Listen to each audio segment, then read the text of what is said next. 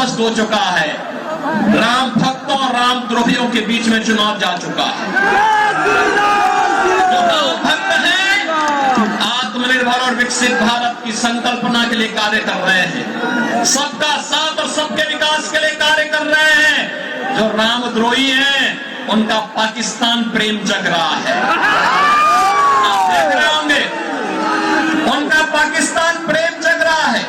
राम भक्तों पर गोली चलाते हैं और बहन और भाइयों किसी माफिया के मरने पर मातम मनाते हैं। लोग राम भक्तों पर गोली चलाने वाले लोग रामद्रोही क्या सत्ता में जाएंगे क्या?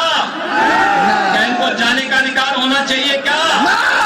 बहनों और भाइयों, बिहार में लालू जी के नेतृत्व में कांग्रेस और लालू जी के राज में बिहार में अराजकता चरम पर पहुंची थी। नक्सलवाद और आतंकवाद सिर चढ़ करके बोल रहा था, गुंडागर्दी चरम पर थी।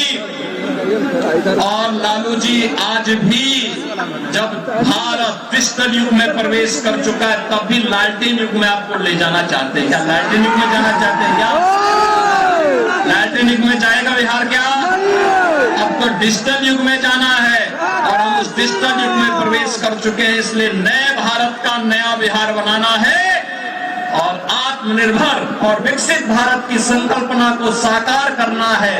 और इसी के लिए आज मैं आपके पास बेगूसराय की इस पावन धरा पर आया हूं। महान साहित्यकार रामधारी सिंह दिनकर की पावन धरा है। मां गंगा का आशीर्वाद भी है और साहित्य की देवी, ज्ञान के अधिष्ठात्री देवी मां सरस्वती जिनके स्वर में गूंजती थी, ऐसे महान कवि की इस पावन धरा को कोटि कोटि नमन भी कर लो और आपका आह्वान भी कर लो। एक कांग्रेस और आरजेडी का गठबंधन भारत के विभाजन की नींव तैयार कर रहा है। बाबा साहब भीमराव अंबेडकर के द्वारा बनाए गए संविधान में ओबीसी, एससी, एसटी के आरक्षण पर सेंध लगाने की तैयारी कर रहा है। और यह छूट इनको कतई मत देना, क्योंकि बाबा साहब भीमराव अंबेडकर ने कहा था कि धार्मिक आधार पर हिंदुस्तान में आरक्षण नहीं हो सकता है और यह आरक्षण हमें धार्मिक आधार पर नहीं होने देना चाहिए। लालू जी के स्वर पर फूटी पड़े हैं कि सभी मुसलमानों को ओबीसी का आरक्षण मिलना चाहिए। अगर ओबीसी का आरक्षण आप उनको दे देंगे तो फिर हमारा ओबीसी कहां जाएगा? कहां जाएगा? और कांग्रेस ने एससी के आरक्षण को राजेंद्र सच्चर कमेटी बना करके पहले ही सेंध लगाने की शुरुआत की थी।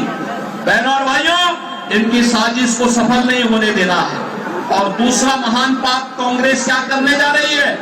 कांग्रेस ने अपने मैनिफेस्टो में कहा है कि अगर वह सत्ता में आएगी तो सत्ता में आने पे अल्पसंख्यकों की रुचि के अनुसार उनको खान पान की स्वतंत्रता देगी। बहनों और भाइयों, मैं आपसे पूछना चाहता हूं, ऐसा कौन सा भोजन है जो अल्पसंख्यकों को रुचिकर लगता हो और बहुसंख्यकों को नापसंद हो?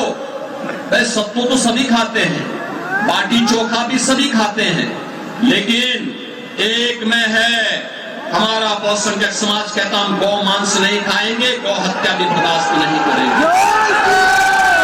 स्वीकार करेंगे क्या कांग्रेस की मंशा को? क्या आरजेडी की मंशा स्वीकार होगी? भाइयों, नहीं होगी। तो इस बात के लिए इनको माफ भी मत करना, इनको माफ भी नहीं करना। जो लोग रामद्रोही हैं, जो बाबा साहब भीमराव अंबेडकर के द्वारा बनाए गए संविधान को धार्मिक आधार पर बांटना चाहते हैं, जिन लोगों ने आपको विकास से वंचित किया, जो लोग बिहार में अराजकता के कारण थे, ये चुनाव उनकी जमानत को जब्त करने का एक माध्यम बनना चाहिए।